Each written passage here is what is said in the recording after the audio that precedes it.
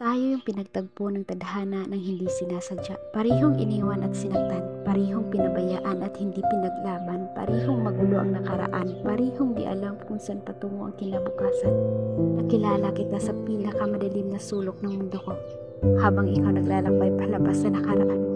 Ikaw yung nagsilbi kong taglaw at liwanag, habang ako naman yung taong nakarinig ng bigat ng iyong mga yabang.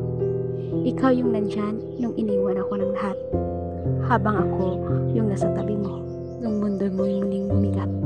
Inahon mo ko sa hukay na pinaglalagyan ko, samantalang ako naman yung naging sandalan mo. Lagi mong sinasabi na kahit saan, lagi kang talo, pero nakilala mo ko na handa kang ipanalo. Lagi kong sinasabi na sa lahat ng bagay malas ako, pero pinakita mo sa'yo, swerte ako. Aminadong hindi maganda ang simula ng ating kwento. Magulo ang unang pahina nito.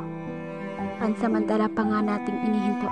Inakhalang hindi tayo parte ng iisang libro. Pero sinubukan ulit natin buksan. Kwento'y muli nating sinimulan.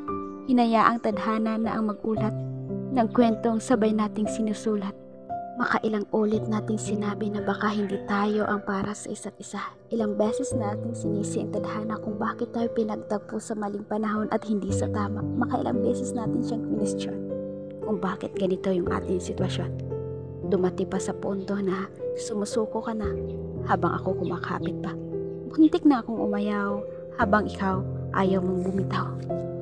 Kaya ngayon, hahayaan na natin na ang tadhana ang magdikta sa kung anong isusulat ng pluma.